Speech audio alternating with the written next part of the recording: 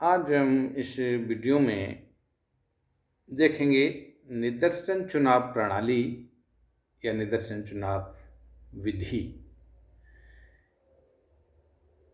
यानी इसमें हम ये देखने का प्रयास करेंगे कि जब अनुसंधानकर्ता कोई भी अनुसंधान कार्य करता है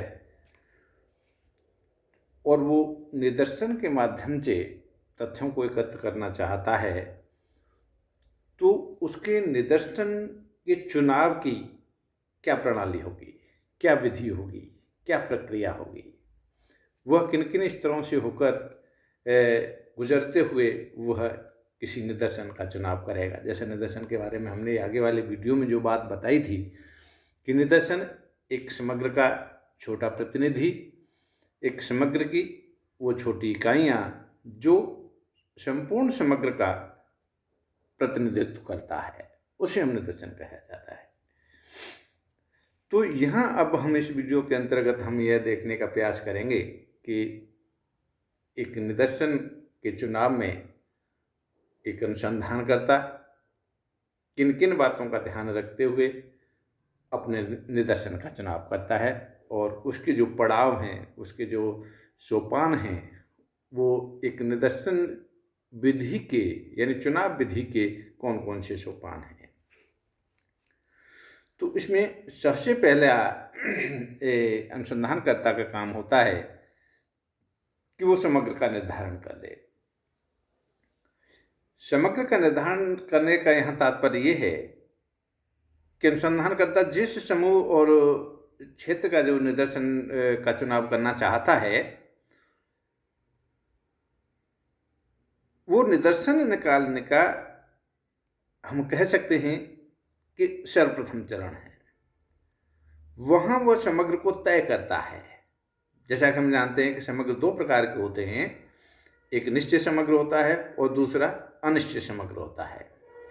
जहाँ तक निश्चित समग्र की बात आए तो निश्चित समग्र की इकाइयाँ की संख्या एवं गांव तथा नगर की जनसंख्या एवं भौगोलिक सीमा से तय होती है।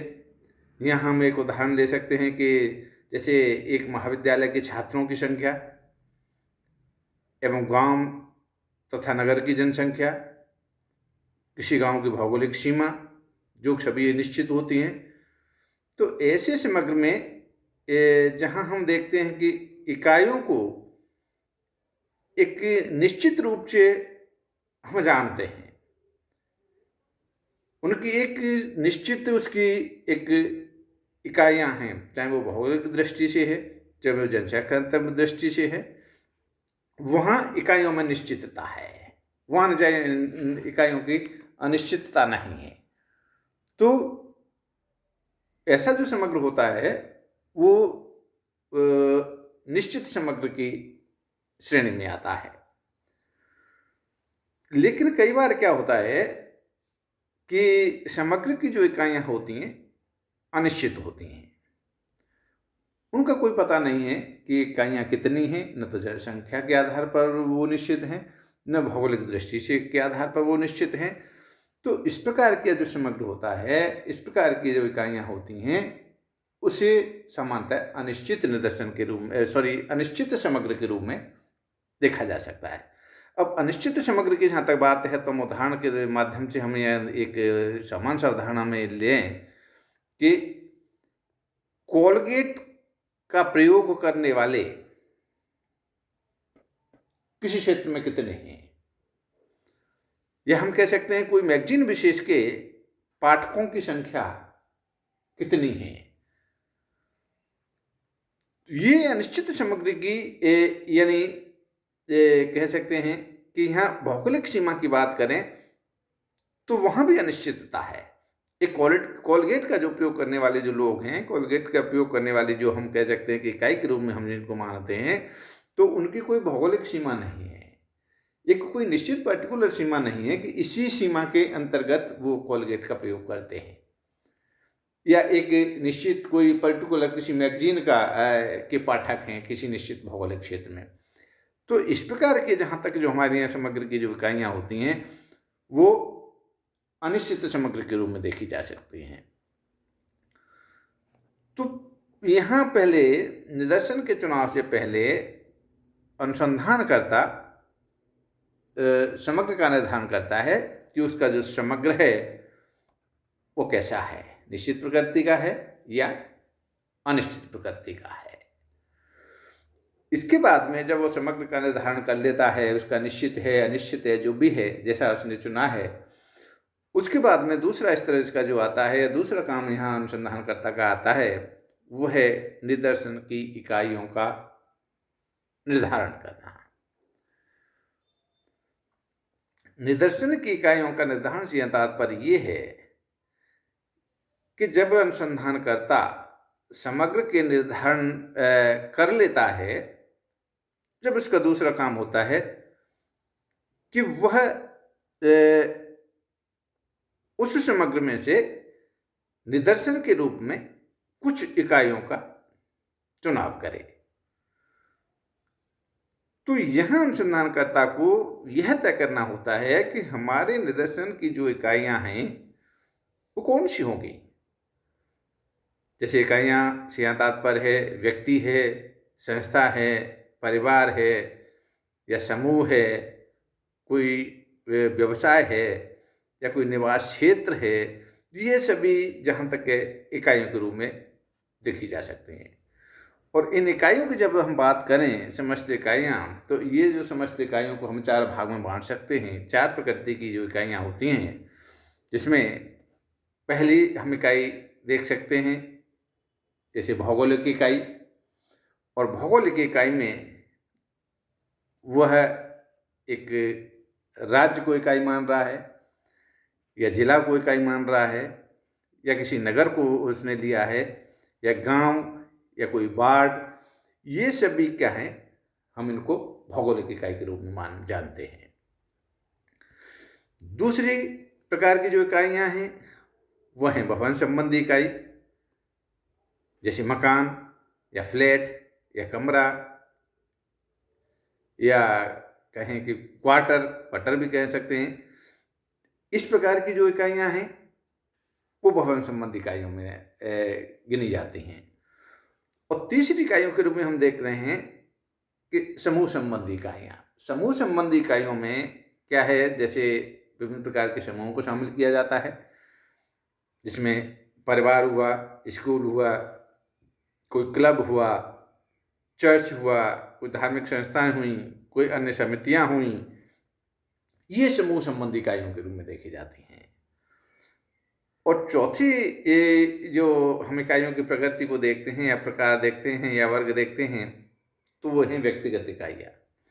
और व्यक्तिगत इकाइयों में हम जिसमें व्यक्ति को शामिल कर सकते हैं, व्यक्ति है या कोई स्त्री पुरुष हैं या कोई श्रमिक हैं या छात्र हैं या अध्यापक है या किसान है या कोई व्यवसायी हैं, ये सभी इस प्रकार की इकाइयाँ हैं जिनको हम व्यक्तिगत इकाइयों के रूप में मानते हैं या जानते हैं।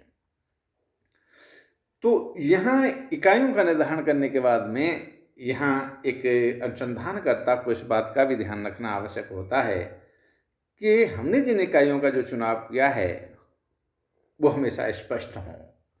यानी कहने का तात्पर्य है कि स्पष्ट होनी चाहिए, वो भ्रम रहित होनी चाहिए, जिसमें कोई कन्फ्यूजन वाली बात नहीं हो, और वो निश्चित एवं विषय से के अनुरूप होनी चाहिए। और एक बात ये भी है कि इकाई हमारी इस प्रकार की भी होनी चाहिए कि जिनकी उपलब्धता आसानी से हो जाए। तो इन इकाइयों का निर्धारण करते समय भी एक अनुसंधानकर्ता को इन चीज़ों का, इन बातों का ध्यान रखना आवश्यक होता है। तीसरे पायदान के रूप में हम देखते हैं स्रोत सूची। और स्रोत सूची से यहाँ तात्पर्य ये होता है कि स्रोत सूची जिसमें हम कह सकते हैं कि समग्र की समस्त इकाइयों के नाम शामिल होते हैं, उसे हम स्रोत सूची कहते हैं। और यह स्रोत सूची जहाँ तक है, कहीं कहीं तैयार भी मिल जाती है और कभी कभी तैयार करवाई भी जाती है। इस संदर्भ में पोर्टेन ने स्रोत सूची प्राप्त करने के कई जैसे ठिकानों का उल्लेख किया है कि स्रोत सूची एक अनुसंधानकर्ता को कहाँ कहाँ से मिल सकती है, वो कौन कौन से ठिकाने हैं, कौन कौन सी जगह हैं। तो जिसमें वो बताते हैं, जैसे जनगणना रिपोर्ट है, उसमें हमको विभिन्न विभिन्न सूची मिल सकती हैं। कोई मान लो जनगणना रिपोर्ट से संबंधित हमारा कोई सर्वे है, कोई हमारा अनुसंधान कार्य है, तो वहाँ हमको स्रोत सूची मिल जाएगी। टेलीफोन डायरेक्टरी हैं, वहाँ भी हमको स्रोत सूची मिल जाएगी।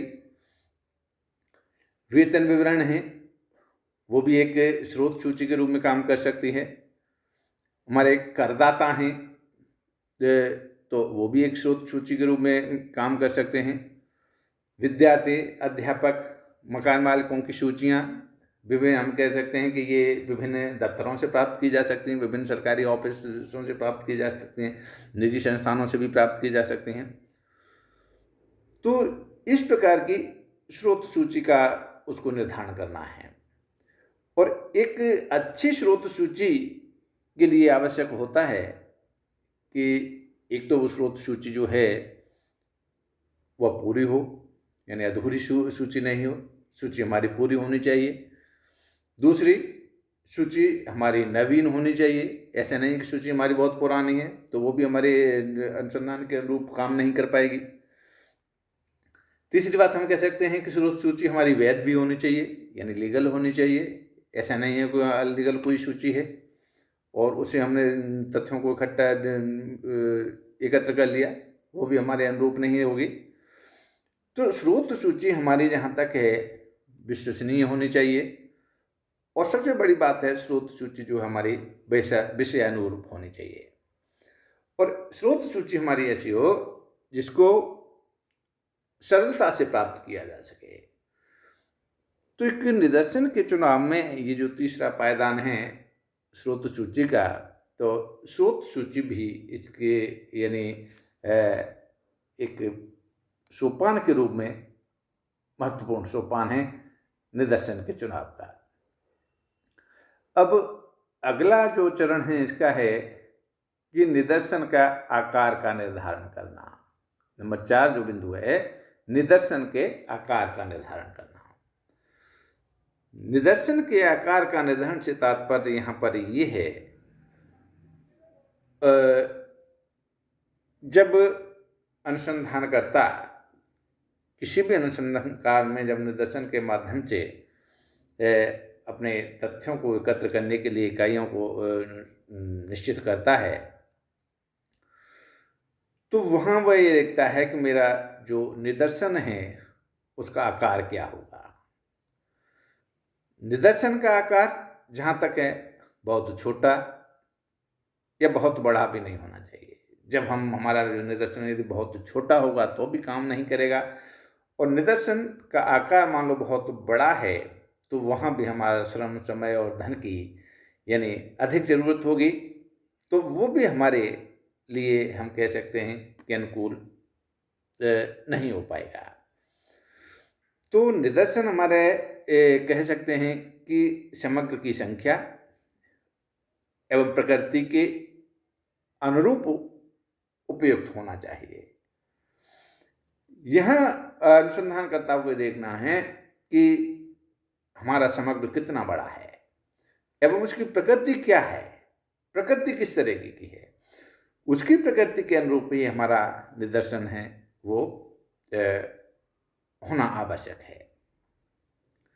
जहाँ तक निदर्शन के आकार का, परिशुद्धता की मात्रा हमारी कैसे हो, कितनी हो, उसमें समय, लागत, और जहाँ तक है जो हमारा जो अनुसंधानकर्ता का जो एक संगठन है, यानी कार्यकर्ताओं का जो संगठन है, एक तथ्य एकत्र करने वाले जो उसके अन्वेषक हैं उनका जो संगठन है उससे सीधा संबंध होना चाहिए। जहाँ तक निदर्शन का आकार क्या हो यह कई बातों पर निर्भर करता है, जैसे समग्र की सजातीयता और समग्र की विषमता, अध्ययन की प्रकृति, अध्ययन की विधि, वर्गों की संख्या, समय और धन की उपलब्धि, परिशुद्धता की मात्रा, विश्वसनीयता एवं प्रामाणिकता। तो ये बहुत सारे ऐसे बिंदु हैं जो निदर्शन के आकार हमारा किस प्रकार का हो, कितना हो, इन बातों पर डिपेंड करता है, इन बातों पर निर्भर करता है। समग्र की मान लो सजातीयता है, इकाइयों में बहुत ही ज़्यादा सजातीयता है, तो हम निदर्शन वहाँ हम छोटा भी ले सकते हैं, तो भी हमारा जो निष्कर्ष निकलेगा वो ही होगा। और जहाँ हमारा समग्र में मान लो इकाइयों में विषमता है, तो वहाँ हमारा छोटे निदर्शन से काम नहीं चलेगा। तो कहने का तात्पर्य है, ये हमने 5-7 जो बिंदु देखे, इसके आधार पर ये निदर्शन के आकार को प्रभावित करते हैं।